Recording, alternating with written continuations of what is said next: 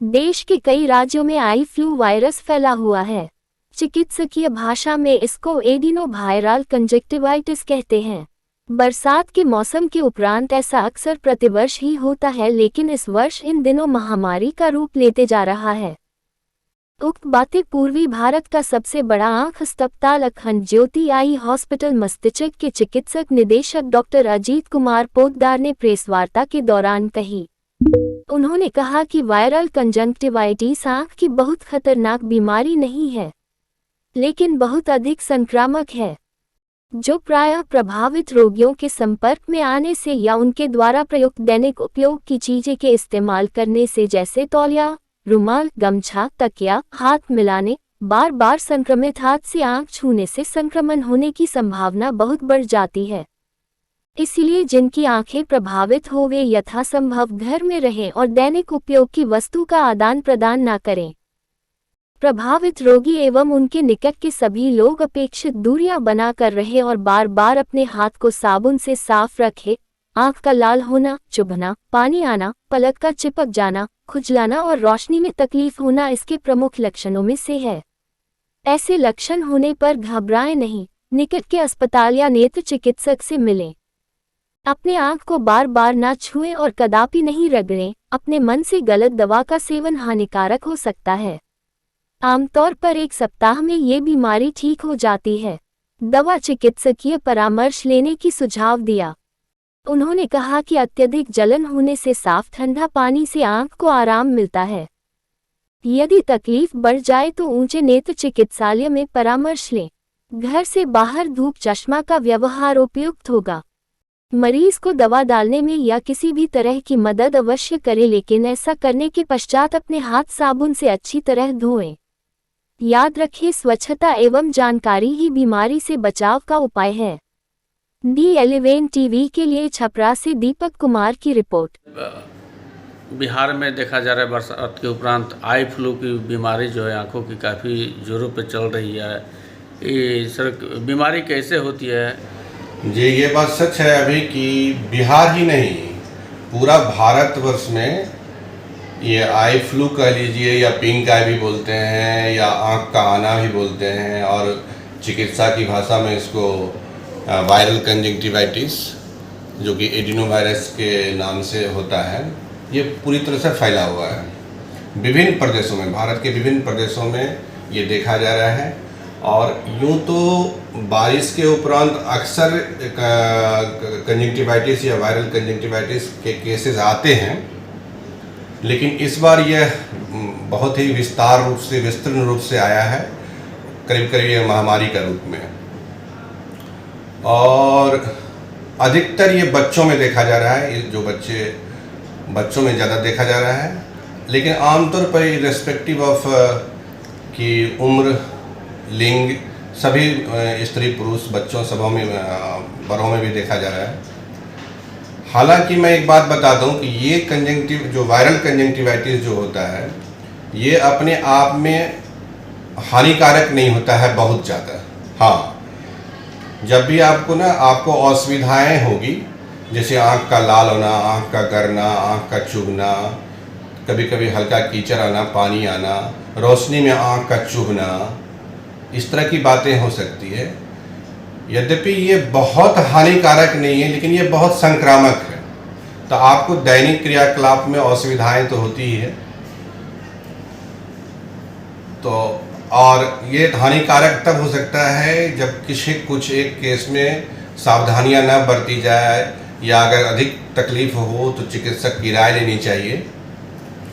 सबसे पहली बात तो ये है ना कि जब आप ऐसे किसी भी मरीज के समय, या तो आपके परिवार में या आपके मित्रों में या आपके समाज में या आपके संपर्क में जो भी व्यक्ति को ऐसी लक्षणें देखने को मिले कि आँख का लाल होना या आँख का गरना, चुभना, कीचड़ आना, आँख का चिपक जाना, इस तरह की बातें हो, तो सबसे अच्छी जरूरी बातें हैं कि उस पेशेंट को थोड़ा आइसोलेट किया जाए, क्योंकि ये बीमारी संपर्क से फैलती है। आमतौर पर जो सामान का आदान प्रदान होता है, जैसे तौलिया, गमछी, रुमाल, तकिया, कपड़े, इसके या कोई पेशेंट अक्सर कभी कभी किसी को सर्दी खांसी या हो तो वो सामने ना छीकें, मुंह पर हाथ रख के छीकें। और वो हमको लगता है जैसे कि कभी कभी हम लोगों को कोविड से बहुत कुछ सीखना पड़ा। हम लोगों ने कोविड से बहुत कुछ सीखा है, जैसे कि हम लोगों को मास्क लगाएं, प्रोटेक्टिव ग्लास पहने बच्चे। तो सबसे पहले तो जो बच्चों को या जिस बड़ों को, किसी को भी, जो भी पेशेंट कंजंक्टिवाइटिस से ग्रसित हैं, वो यथासंभव घर पर रहें। जितना संपर्क लोगों से बढ़ेगा ये बीमारी उतनी फैलेगी। और अगर उनको अत्यधिक पीड़ा हो तो वे अपने मन से दवा का सेवन न करें, वो चिकित्सक या किसी भी नेत्र चिकित्सालय के से अपनी सलाह लेने के बाद ही दवा का सेवन करें। आमतौर पर वायरल कंजंक्टिवाइटिस में कोई दवा का कोई बहुत ज़्यादा रोल नहीं होता है, लेकिन चूँकि आपको बैक्टीरियल इन्फेक्शन ना हो जाए, सेकेंडरी इन्फेक्शन ना हो जाए, या कुछ आपको सिम्टोमेटिक इम्प्रूवमेंट, या मैंने थोड़ा सा जो तकलीफ हो रहा है उसकी सुधार के लिए आपको कोई दवा देते हैं हम लोग। आमतौर पर वायरल कंजंक्टिवाइटिस के लिए कोई दवा नहीं आती है। तो कहने का मेरा मतलब होता है, पहली बात तो prevention is better than cure, कि आपको ना सुरक्षा ही उपाय है। इस बीमारी के बारे में जितनी जानकारी होगी उससे मरीज बचेंगे। और तीसरी बात है कि चिकित्सकीय सलाह के बाद ही कोई दवा का सेवन करें। हाँ, अगर आपको कोई विशेष कठिनाई हो रहा है तो आप डॉक्टर से अवश्य मिलें और जांच के उपरांत ही अपना दवा लें। स्टेरॉयड नामक दवा का सेवन बिना चिकित्सक के परामर्श का न करें। अगर डालना ही है दवा हो तो सिंपल प्लेन एंटीबायोटिक ड्रॉप्स 2-4 बार डाला जा सकता है, और कुछ लुब्रिकेंट ड्रॉप्स होते हैं जो 1-2 बार 3 बार 4 बार डाला जा सकता है। आप ठंडा या गर्म पानी, साफ ठंडा पानी से आँख को बराबर धोएं या सेवन करें, या हल्का हल्का सेक दें ठंडा पानी से, उससे आपको राहत मिलेगी। के साथ साथ एंटीबायोटिक और कई दवाओं का भी सेवन लगातार कराया जा रहा है, तो क्या ये उचित है या अनुचित? देखिए, किसी भी तरह का एंटीबायोटिक का अत्यधिक प्रयोग किसी भी हिसाब से उचित नहीं है, क्योंकि एंटीबायोटिक के अधिक दुष्प्रयोग से एंटीबायोटिक से आप रेजिस्टेंट हो जाओगे। तो कल को अगर कभी आपको गंभीर बीमारी हो जाए तो वही एंटीबायोटिक आपकी आंख में काम नहीं करेगा। तो सिंपल एंटीबायोटिक्स देते हैं हम लोग तब जब हमें सेकेंडरी इन्फेक्शन से रक्षा के लिए, क्योंकि आपको वायरल कंजंक्टिवाइटिस की कोई दवा नहीं आती, लेकिन आपको बैक्टीरिया का इन्फेक्शन हो सकता है सेकेंडरी, इसलिए हम लोग सिंपल एंटीबायोटिक ड्रॉप्स देते हैं कभी कभी। इस हिसाब से क्या होना चाहिए ताकि लोगों को ये जागरूकता बीच में आए? जब भी दवा का सेवन हो तो जब तक डॉक्टर उनको स्लिट लैंप पर नहीं देख लेते हैं तब तक उनको न किसी भी तरह की दवा का सेवन ओवर द काउंटर या दवा खरीद लिए या किसी अन्य आदमी से सलाह लेकर दवा ले लिए, वो नहीं करना चाहिए।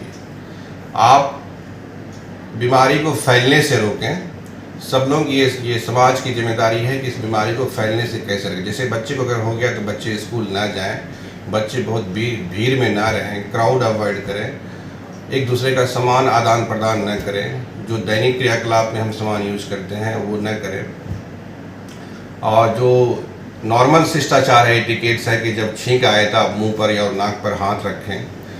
ऐसी चीज़ें जो बराबर जो कॉमन, जैसे कि दरवाजे का नॉब्स, जैसे कि कुछ चीज़ें जो बार बार हम लोग छूते हैं, वैसे चीज़ों को आप साफ़ कर लें।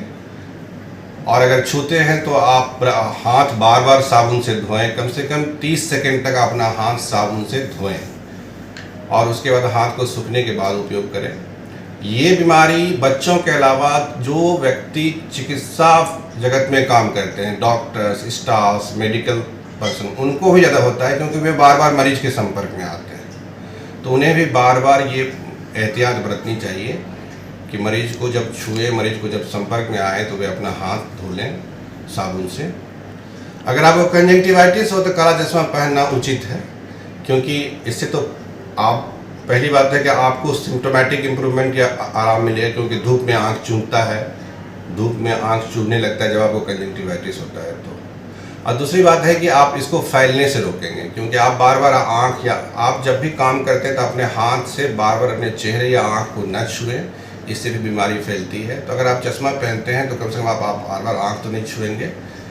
तो और चश्मा पहनने से कोई हानि नहीं है। अगर काला चश्मा पहनता है बिना पावर का तो कोई उससे हानि नहीं